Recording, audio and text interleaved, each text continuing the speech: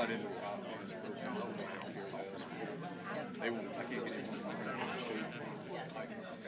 the mountain anymore. I'm like, you gotta be in shape. I like to keep good like it's we're gonna go out there and pick something. Or you can go all the way. Yeah. Oh yeah. Next year I hope they can do it.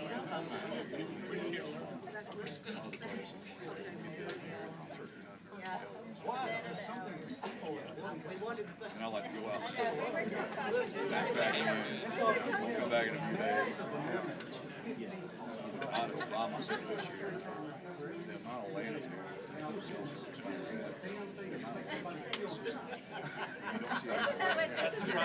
There he is. Man, a myth. I never saw something. Good to see a bear.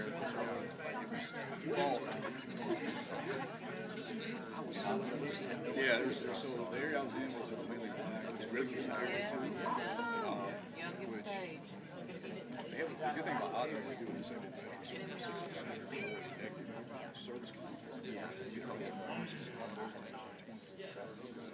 we didn't do a mule deer attack. So like burn like I don't know 10,000 acres not raised. So we're like, I still want to go to the Scout. Yeah, the young black bear.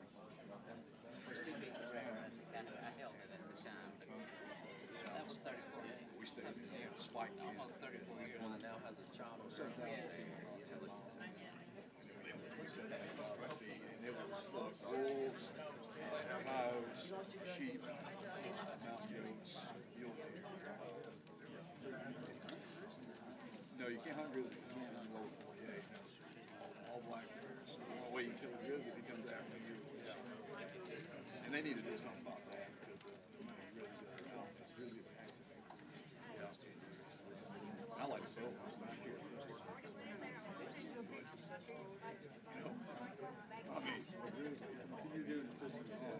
I got my bear spray and my pistol, and I'm like, so I pull out both, drop my bow.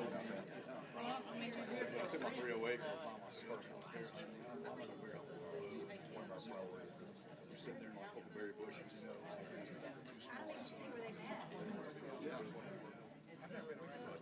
I saw my first like live beast, literally like bow wings,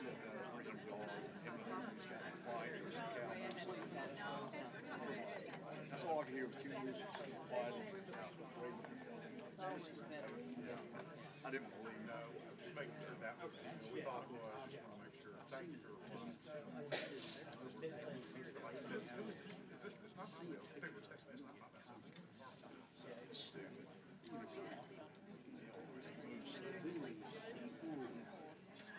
He still had 360. He just know, like, distinctly, you know what that is. Out west, I feel like that. Okay, everybody. Not as behind schedule as I thought we were going to be. Everybody, welcome to the County and Municipal and other government committee. Thank you all for being here this morning. Senator Kitchens, you have the first bill on the calendar. While you're coming up, we'll get the roll called, okay? Clerk, if you call the roll. Senator Albritton. Here. Senator Carnley. Here. Senator Coleman. Here. Senator Gedger. Senator Hatcher. Senator Hovey. Here. Senator Kelley. Here. Senator Coleman Madison. Senator Chambliss. Here. Senator Elliott. I am here. Thank you, Clerk. We've got a quorum. Senator Kitchen, SB 36. Thank you, Mr. Chairman, members of the committee. This is a bill that we had last year. It was on the last special order calendar and failed that day because it didn't get brought up. But I'm bringing it back this year, and this is to streamline the procurement process, really make it easier if you're doing business with the state, removes the wet signatures where you can file things electronically, and then also it has the timeline where you can file the intent to protest a contract or a bid to just speed things up a little bit.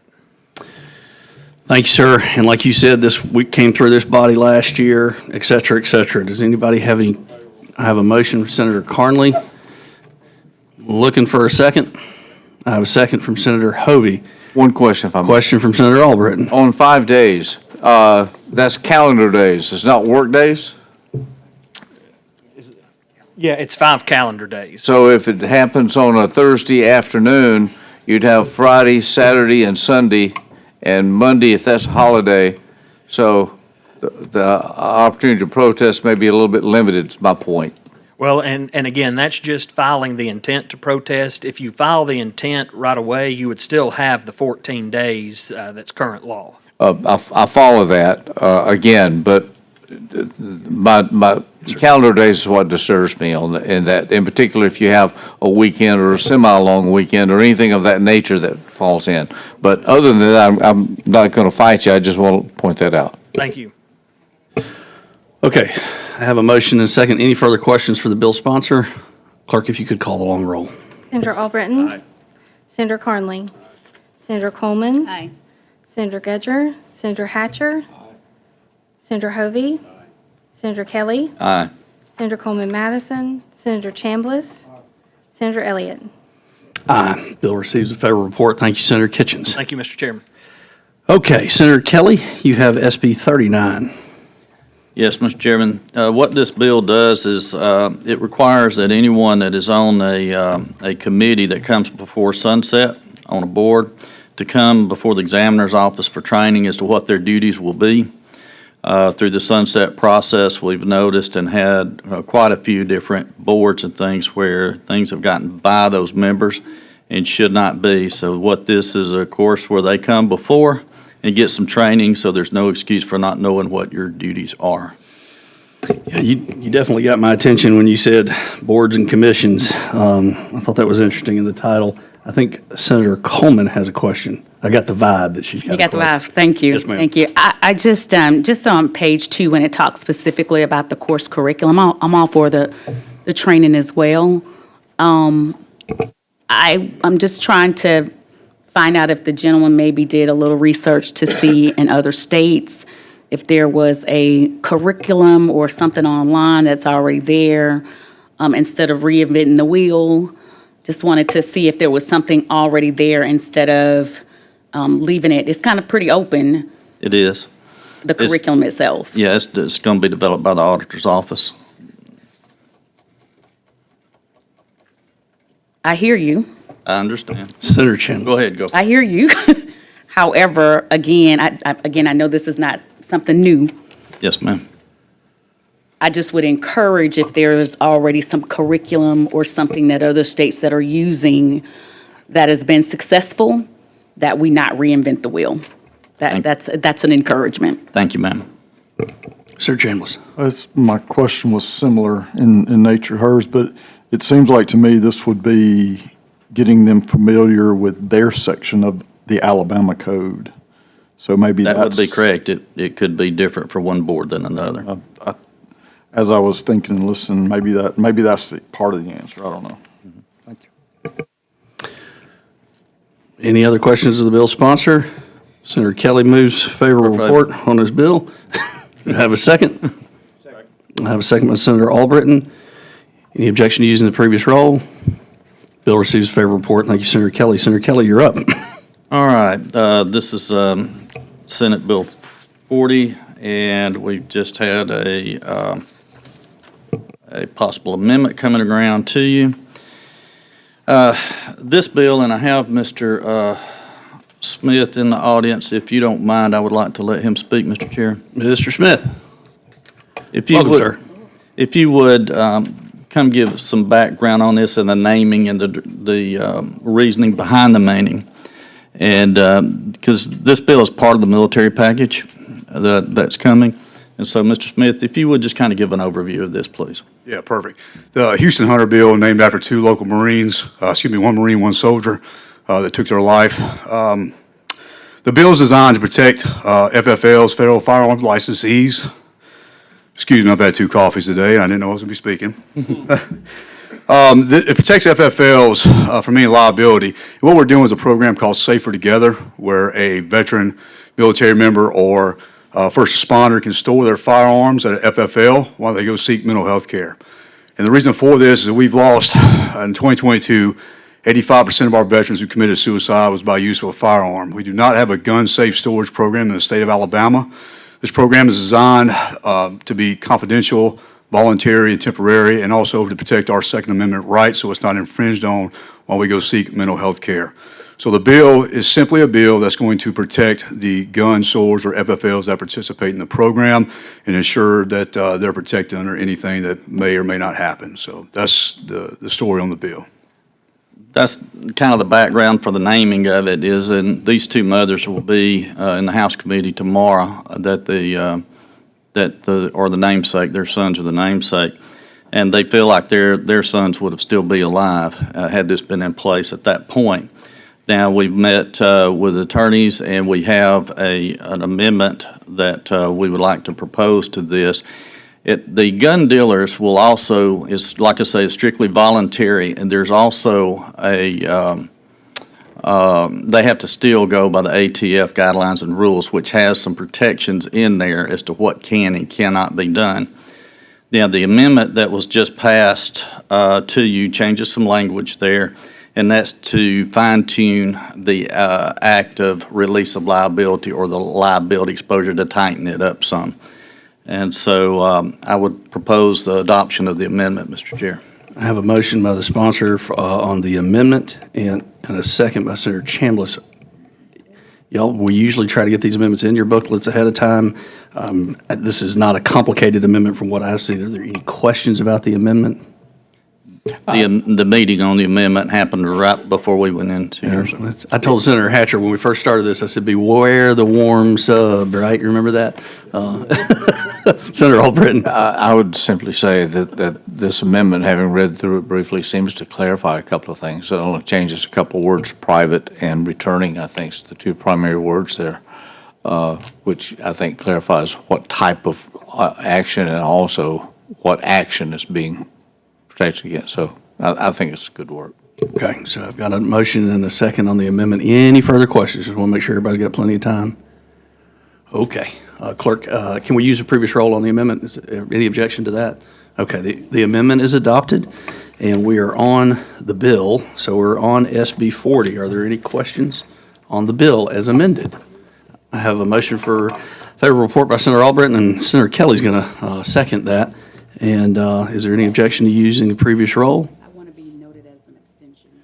Okay, so we'll pass that. It'll be receive a favorable report with one abstention. Mr. Smith, thank you for being here today. Are you a veteran, sir? Yes, sir, I am. Thank you for your service. Yeah, no problem. Thanks, Yes, sir. Okay, I'm going to skip around here a little bit and move our public hearings to the end, so we've got plenty of time. We're going to go to SB 121, if we can, real quick. And Senator Albritton and I were talking about this earlier. Apparently, this is a popular topic. Senator Albritton has a similar piece of legislation that I intend to vote for in his committee tomorrow. So we'll get to deal with this twice. I think there's 2 or 3 of these bills floating around, maybe 4 or 5. I'm not certain. We need to get with DOT and figure out which one or what the difference is and which one they really want. Well, I think the core of this is the same, and y'all should have heard from some folks, but the short and sweet of it is, if there is a short and sweet, is allowing county, cities, the state, the option of publishing invitation to bid to public contractors on a website maintained by the Department of Finance. Okay, so and some others, the county commission have their website that they've used from Rebuild. We put that in there. Look, our methods of digesting news has changed over the years, have certainly changed. I appreciate our local newspapers.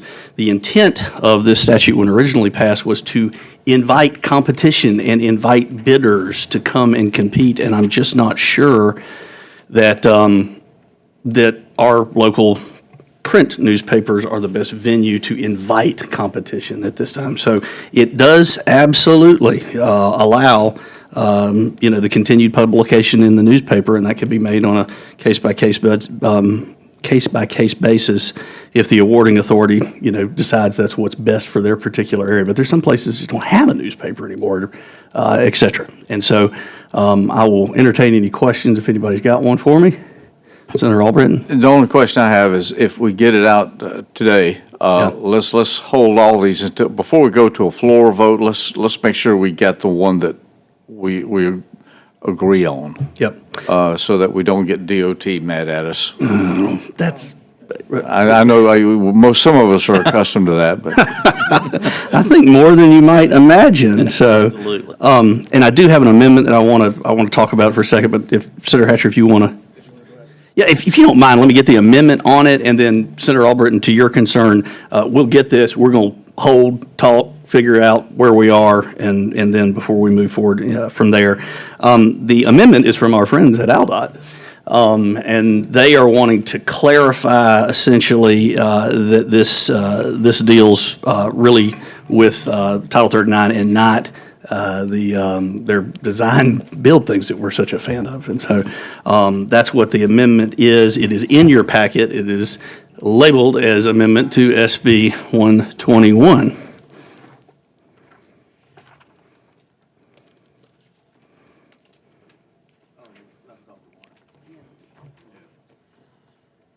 No, there's a 12 and there's a 120. So we're on 121 right now. And so it's really fixing a technical issue and correcting language to conform to current law and handling that other issue. Okay, I have a motion by Senator Hatcher. I'll second it. And we'll use a previous roll without objection. And an add. Look at us go. Okay. And then we're on favorable report for the bill. Senator Hatcher, you going to do the honors again? Or you got questions? No.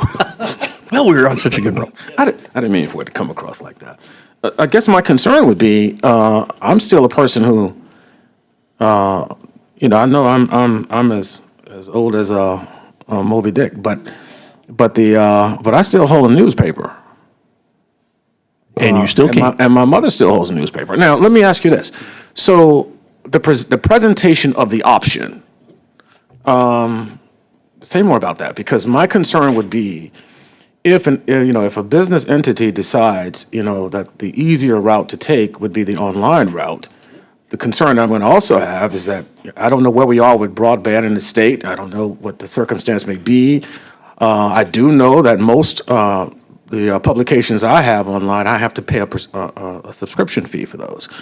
So I guess, the concern would be about the reach for the bidding process, also the transparency. I think that's also so important. So it's a loaded question, but I'm just trying to get. It's perfectly fair, as usual. Because my mama's going to be very concerned about this bill, and I'm going to blame you. I imagine your mother's heard more about me than I would be comfortable with. Okay, so this came to my attention, and Senator Albritton has alluded to several times. This really came to my attention because of some problems that entities were having with their publishing. And so they are engaging a publisher to advertise as per the current statute. And the publisher, for whatever reason, was not meeting that obligation. And so what we were seeing were instances where the awarding authority was acting on the faith, in good faith, that these things had been advertised appropriately. And then when the bid letting came and it was time to open the bids, we opened the bids and all the contractors got to see what everybody was playing with. And then it became clear and became known that, we didn't do the advertising correctly.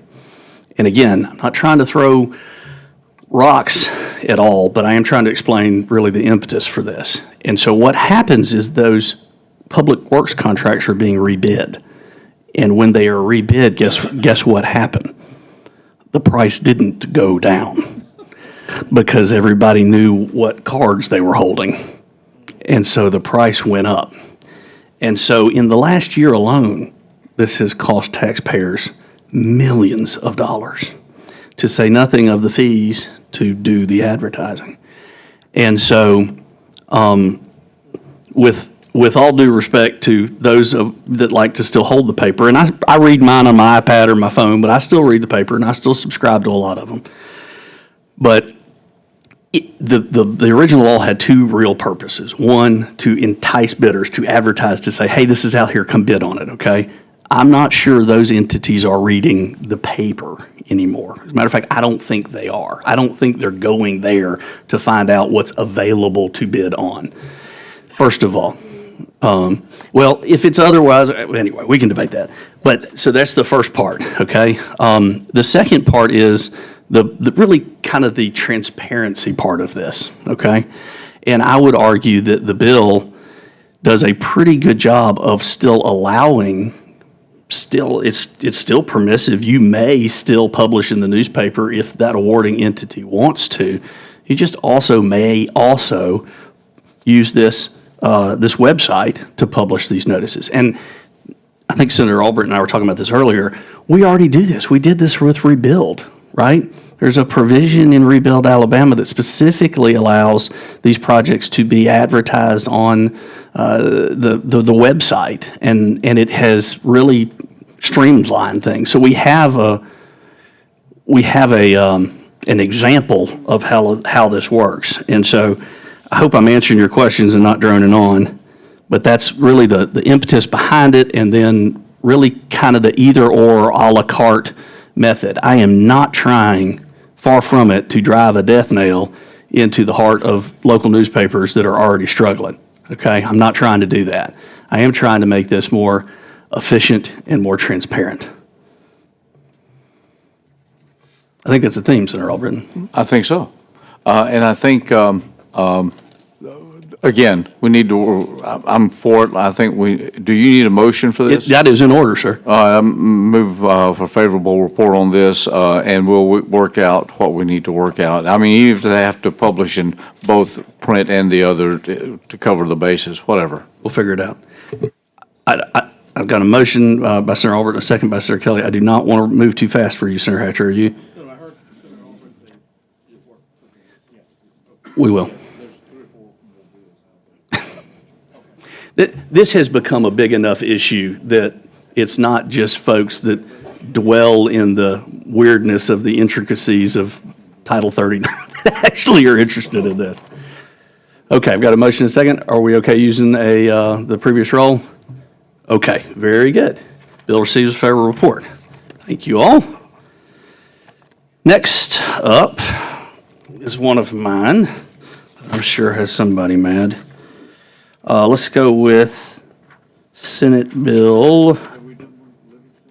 We're going to carry over Senator Livingston's. He requested that. He's still working on some amendments, and so we're still working on that. Okay, so we have Senate Bill 12. Yes, ma'am. I just wanted to make a statement because I don't know how long your public hearing is going to be, if that's okay. What bill number? I think it was Senate Bill 40. I was sitting here, and it's the one that I abstained on. Yes.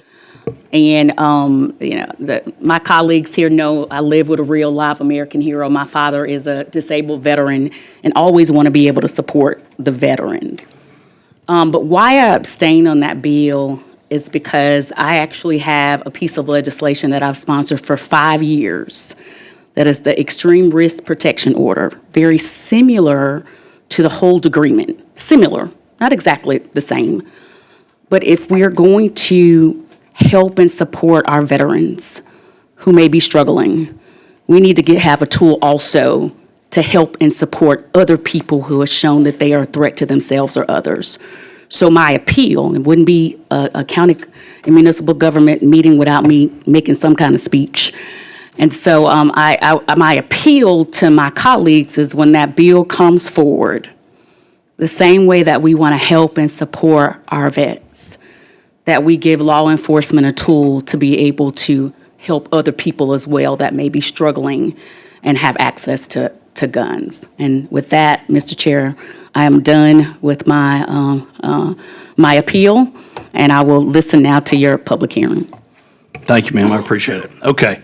So this is one of mine as well, and I'd like to introduce it to you. I have 2 bills, and I'm going to talk on them as the same and try to be and condense them. And seeing some of the same folks on these public hearings, we may try to condense the public hearings. And so y'all know my background is as a small business guy, and and I have listened to small business folks across the state just gripe about regulation and how long and how hard it is sometimes to get a small business started or to operate it. And so I started digging into this a little bit more. And I'm going to pick on Birmingham, and I'm sorry, but I'm going to pick on Birmingham, mainly because they're the only one that's really listed in this book. But it's called Barriers to Business: How Cities Can Pave a Cheap, Faster, and Simpler Path to Entrepreneurship, which I think we're all in favor of, right? So here are a couple stats, and this is from this book. I have not independently verified this, but I'll be happy to do the MLA citation for it later, Senator Hatcher, if I need to. This particular stat is on page 14, and it says, starting a business in Birmingham by the numbers. And it lists the business types, the number of fees, the number of agencies involved, the minimum in-person activities, the number of forms, and the number of steps. To open a restaurant, there are 16 fees, 9 agencies involved, 5 minimum in-person activities, 15 forms, and 48 steps. To open a bookstore, 8 number of agencies involved, 3 in-person activities, 9 numbers of forms, 18 steps. Food truck, 6 fees, 7 agencies, 3 minimum in-person activities, 8 forms, and 34 steps.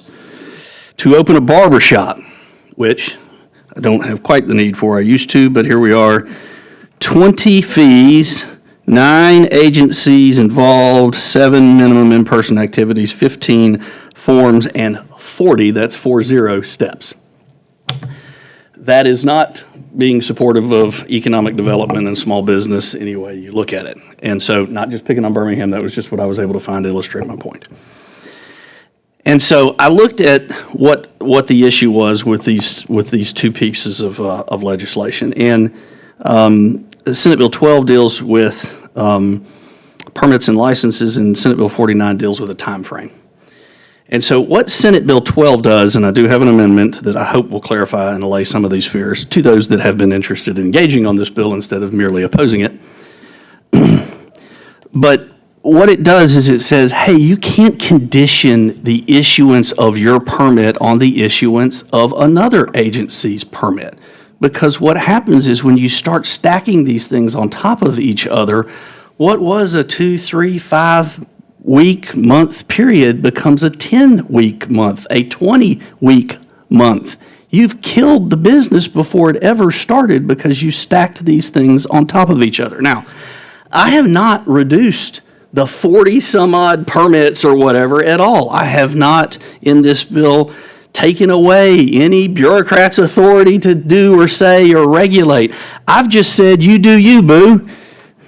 You stay in your area, okay? You stay in your area, you enforce your regulations, okay? You look at what you've got that you regulate and stay in your lane. And that's enough. Don't try to be the health department. Don't try to be the building official unless you are. And then good for you. And so all of the regulations remain in place. All of the inspections, forms, fees, we want to make sure we keep all of those in place, of course, stay in place. It just means you can't stack these things on top of each other. Okay, so let me explain the amendment. I got a lot of comments from some very constructive people, thank you, you know who you are and who you aren't, who said, hey, we got some federal rules out there that govern some of this, okay? And so what we've tried to do is say, look, unless another state or federal law requires this, then let's move it along, right? Let's not require this stacking. And so if there's some federal rule or regulation out there that says you must have a permit from somebody else before you can get my permit, I don't want to mess up, Senator Hatcher, any federal funding, right, for an agency that gets federal funding. So these rules applies to those that don't have their own rules out there for federal funding, or some other general or local law that we have already approved in this body. But I do not want little miss or little mister, whoever, who's designed a checkbox on the canary yellow carbon copy version of some form to say, oh, you got to go see somebody else before you can see me, because it's killing small business. And so you'll see on the amendment under line 20, it says, unless otherwise specified by state or federal law. We're clarifying governing body in lines 14 through 21 there as somebody who's actually issuing a license or permit. And then you see on line 24, unless a state or federal law or regulation specifies otherwise. That's the amendment. So that should keep anything that's a general law or anything that's a federal law or regulation out of these requirements. Senator Albright. Move for adoption. Move for adoption of the amendment. Do I have a second? I have a second by Senator Chambliss. Okay, amendment's adopted and we're on the bill now. Any questions or comments on the bill after my eloquent explanation? Mr. Chair, the amendment is as long as the bill itself. Well, when you start dealing with a bunch of state agencies and local governments that want to make sure that this is just right, listen, I'm brief when I start. I'm just not always brief when I finish, Senator. It just might have been easier for us, and I know how we get skittish when we get a substitute. Well, I've got that's coming next. That's next. Read it a little bit better. That's next. Okay, so on the next one, just Next one. the next one. Okay. What I'm going to do before we vote on the bill, we've got an amended, and then what I'm going to do before we vote on the bill is I'm going to try to combine these two for time's sake, okay? The next bill just says essentially, hey, you got to issue the license or permit within 45 days. You can't just let it sit on the corner of your desk forever. It says within 15 days you have to notify somebody if there's a problem. That's 2 weeks. Hey, you didn't sign it. Hey, you didn't put something in it.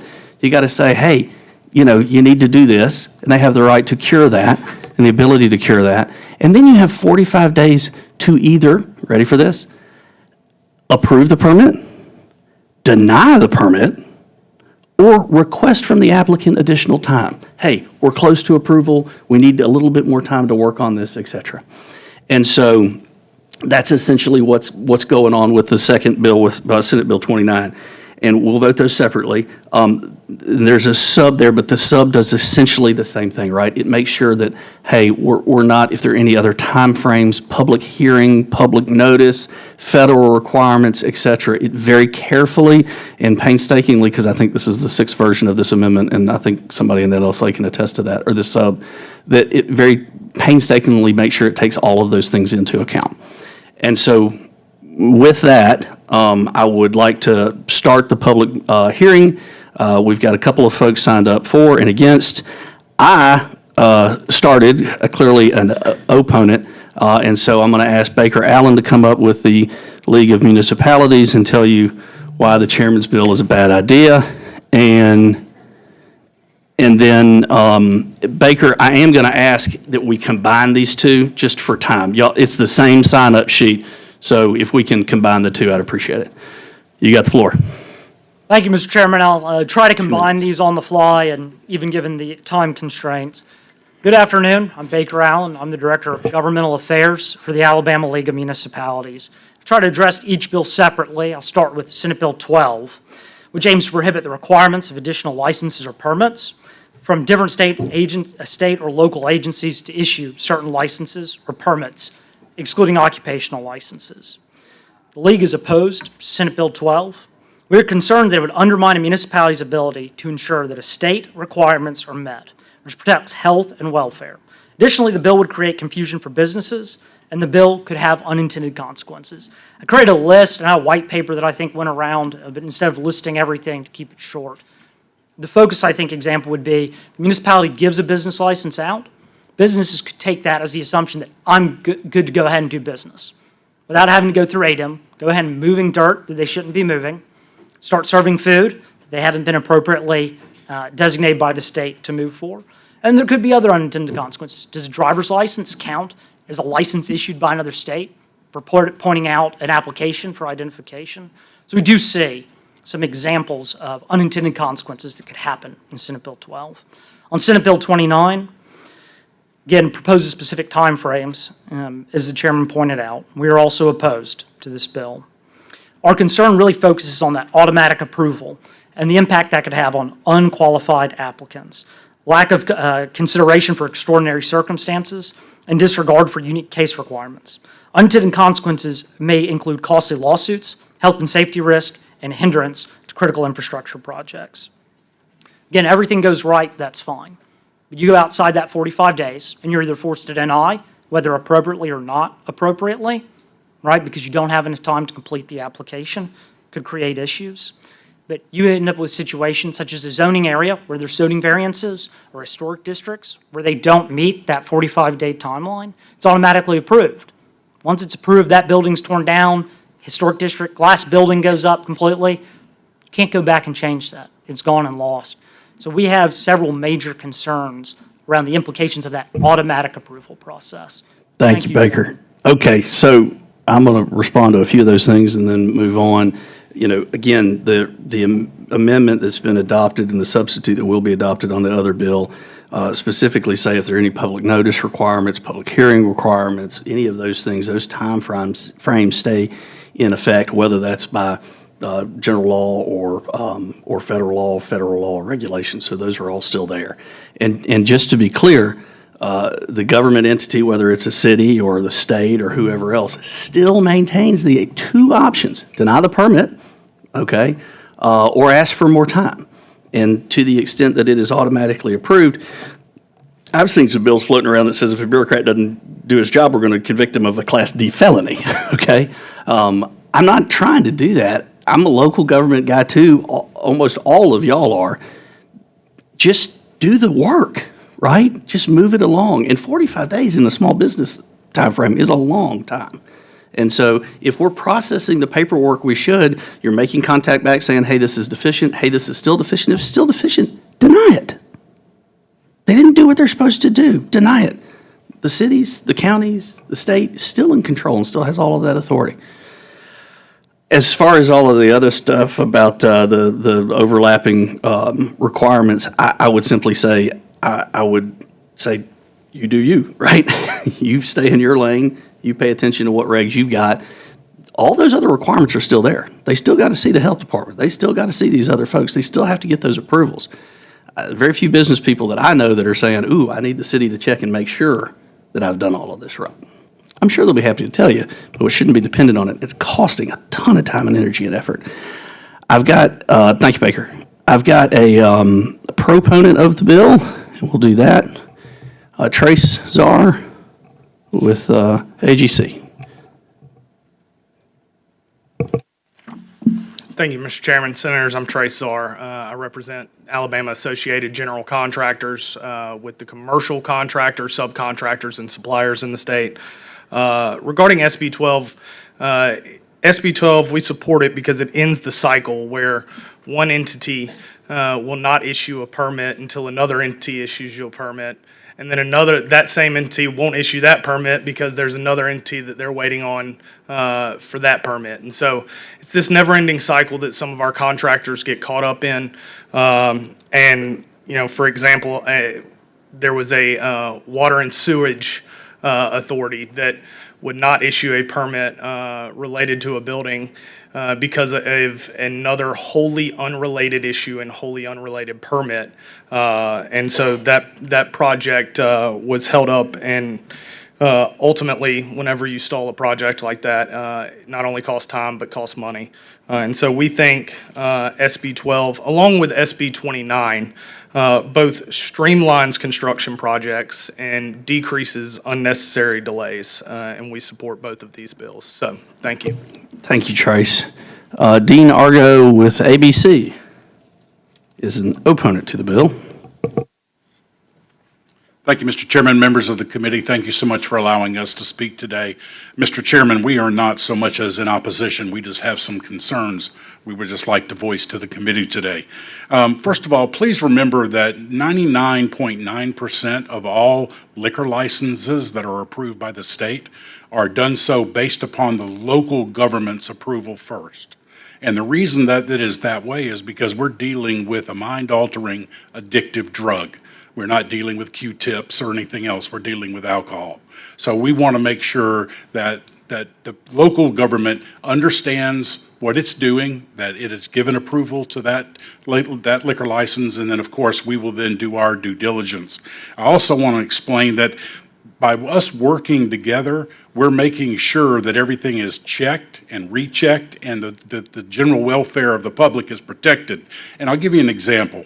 You mentioned a restaurant. If you have a gentleman who wants to open a restaurant, he must first get a local business license. He must get a health permit. He then files for a liquor license.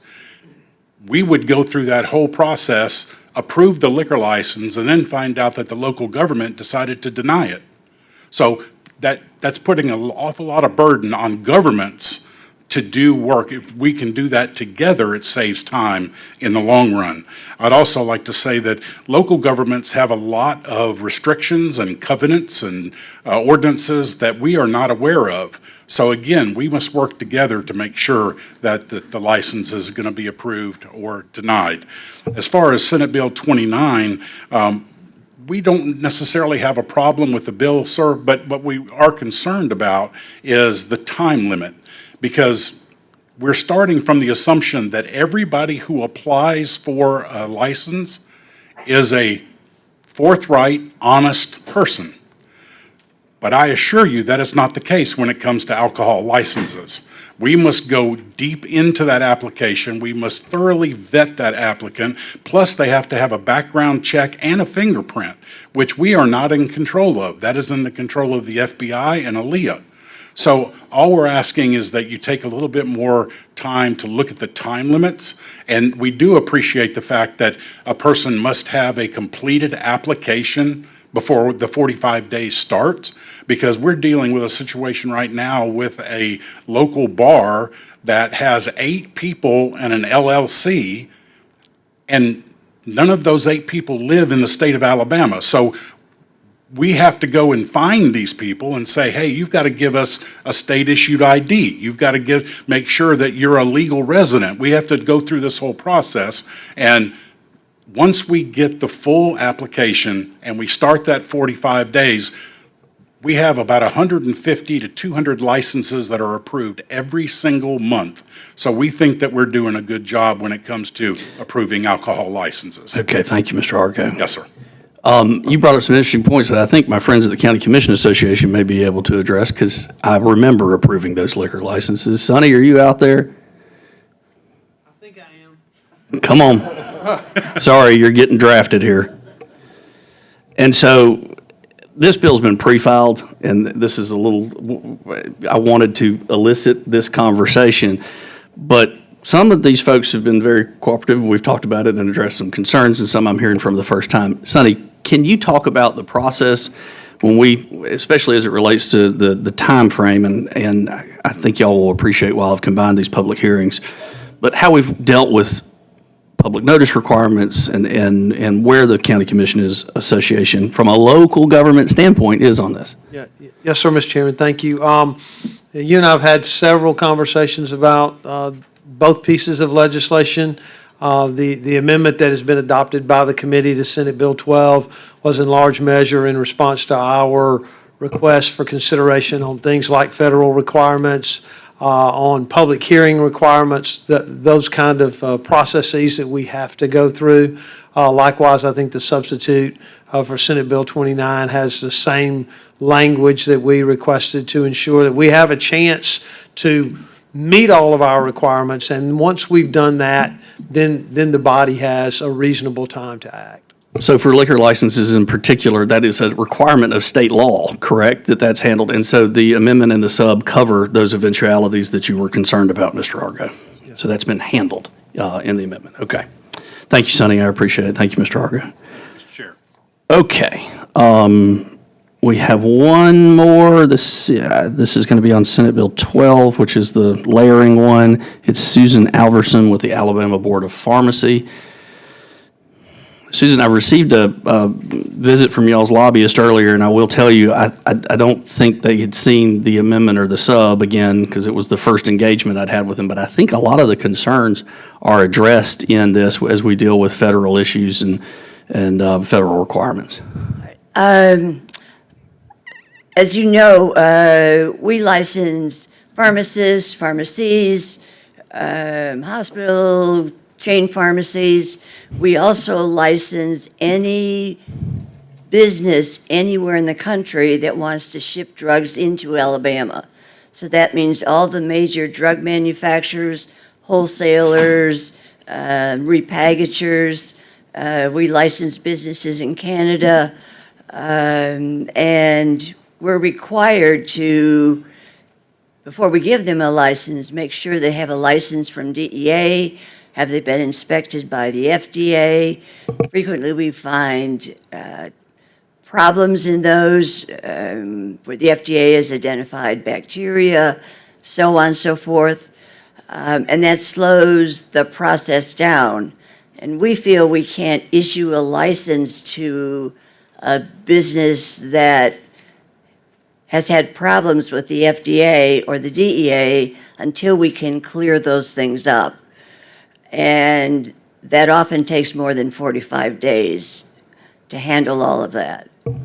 So that's our difficulty. Thank you, ma'am. We appreciate it. And again, I would just say that, again, the amendment handles any federal regulations, pushes those timelines back if there are any federal laws or any other state laws that govern on the issue. And so I think those are reasonably addressed in the amendment and the sub. Thank you, ma'am. Guys, the goal here is just to move things along faster for small businesses, and I think these have got a lot of safeguards on them. If you run into particular instances where you think something is different once we've got these subs and whatever adopted, I'm happy to talk further. But I think we've put a lot of safeguards on this to try to make sure that these folks are still in control of what's going on. They just have to do it in a timely manner. Yes, ma'am. To be positive first and say that when you were giving those numbers for the city of Birmingham, I actually have a short anecdote. I was in Atlanta with one of those legislative things we go to and met some legislators from all over, and there was a representative from Tennessee. And I can't think of Tory's last name to save my life right now because I want to tell the story, but he owns a lounge in Birmingham. There's one in Birmingham, he has one in Memphis, and he owns one, I think he told me, in DC, he and some partners. And he specifically said his biggest challenge was Birmingham. And one of the issues he mentioned was even paying the amount of things that they had to pay in person. So I wanted to be positive there on that piece. But I do have a few concerns when it comes to something that one of the speakers brought up, not having exceptions for extraordinary circumstances. And in this body, for many years, I know that we serve from the lens from which, whomever we are, or the districts that we represent. And sometimes folks that represent smaller areas haven't had the exposure of how it happens in the bigger areas. And so that's what my concern is on not having that exception. But also, when you mentioned, and I was shaking my head to support you, when you said that after the 45 days, the city, county, or whomever would have the additional time to say, I need the additional time. It doesn't say that. It says that unless waived by the applicant. So the applicant would have to give the permission to give the extra time. And if the applicant doesn't give the permission to do the extra time, their application is approved. Or it's denied. But so I was going by what you said. You got three. You said three. So they can approve it, deny it, or at the 45 days can say, hey, I need a little additional time. From the applicant. That's not in here. It is. It's unless waived by the applicant. And so the applicant can say, or the governing entity, whoever's issuing the permit could say, hey, Senator Coleman, we're close on this. We needed this one thing. We were a little bit delayed. To your extraordinary circumstance, which is a great point. Ms. Smith is out with cancer, okay? Yes. And we're having a little trouble. Can you work with us on this? Yes. And the applicant can say, yes, I will. Or they can say no. No, I won't. At which point, guess what? You can say, fine, your application is denied. Well, but I The was going control by, stays. and I was still going by what you said as it relates to the three options. Well, that's it. Approve, The bill deny, or doesn't give us extend. the three options, really.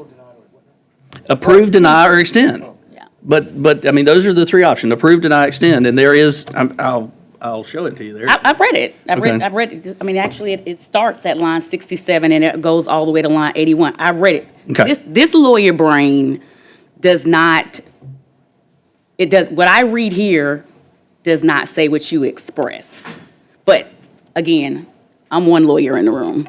Yes, ma'am. Well, it says unless waived by the applicant, so. And they would have to waive it. They would have to waive it. And that's They the, don't? that's the enforcement, if you will, right? Instead of saying, you shall, we pass stuff all the time without any enforcement. It's saying, hey, listen, guys, you can't just pocket veto this by letting it sit on your desk forever. And that's where it's kind of the oomph, if you will, to say, go ahead and process this application. Go on. I hear you. Go on, or you're going to end up in a book. I hear you. Okay. And we don't pass, we don't pass things without enforcement. Some legislators, the majority pass without enforcement. Fair enough. Senator Hatcher. I'm so confused. Okay. You know, I'll say this much. Whenever Baker comes up, you know, he's wearing a bow tie and he's always erudite. I was on point and Baker said, you know, there are some unintended consequences. And so, thank you, Mr. Allen, for sharing those unintended consequences and keep rocking the bow tie. The thing that concerns me about something like this is because it sounds like prior to doing it, because I'm always about legislation that will be helpful to to all of our people in the state, right? And it sounds like a very convoluted process prior to this. So I appreciate the work you've done on this. I think we have, this is the one DOJ committee I can support. The idea is that You just killed it, thanks. is that I just didn't want. I appreciate Senator Coleman raising that question about the unintended consequences, and so if there can be some real clarity around that, you know, this is definitely a bill I could support because I see how it's cleaning up things. And there's one thing also for clarity: are we talking about startups, or are we talking about how are we referring to these businesses? We're not talking about the business at all. We're talking about the government entity. Okay. So this is government entity focused. Thank you. Okay, I have a motion and second on an amendment for SB 12. And again, I already have it, so we're gonna call the roll on the amendment. Can we use previous roll? Any objection? Okay, we've adopted the amendment for 12. Would you like the long roll on 12? Yes. Okay, let's clerk call the long roll. Senator Albritton, Senator Carnley, Senator Coleman, No. Senator Gudger, Senator Hatcher, Senator Hovey, Senator Kelley, Senator Coleman Madison, Senator Chambliss, Senator Elliott. Aye, okay, bill receives a favorable report. Thank you. We're going to move on to, Mr. Coleman, I want to talk to you some more. We're going to game this out. And Sir Hatcher, you as well. The next is Senate Bill 29. We have a substitute, what? Okay, well, we can talk about it. Senate Bill 29, there's a substitute in your packet. We've talked about the substitute. I have a motion to adopt the sub by Senator Carnley, a second by Senator Hovey. It's in your folder, man. We've been talking about it the whole time. So the actual bill we've been to, this is the actual sub. This is the sub. The sub is labeled as sub. So this is the bill I was talking, I wasn't even talking to you on the sub. Gotcha. Okay, I've got a motion and a second on the sub. You want to do the long roll on that one, Senator Coleman? You want to keep it the previous roll? The previous roll is fine. Okay. It was a no. Okay, any of you objection to using the previous roll? Okay, so we've adopted the sub, now we're on the sub. Favorable by Senator Carnley, second by Senator Hovey to favorable report on as substituted. You want to use the previous roll? That's fine. Okay, previous roll without objection. Bill receives a favorable report. Thank you, members. We have 3 minutes to get to the floor. Appreciate you all very much. Thank you, the audience.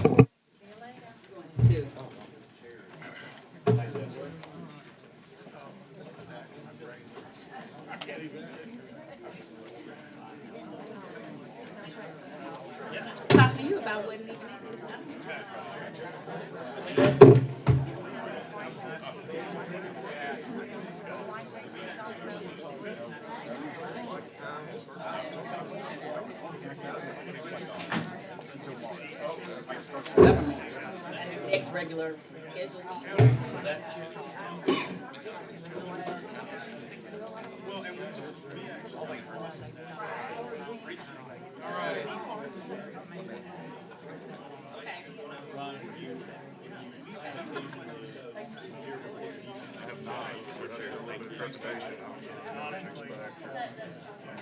Glad to be gone. No, the meeting agenda, they got this. They're doing sunset.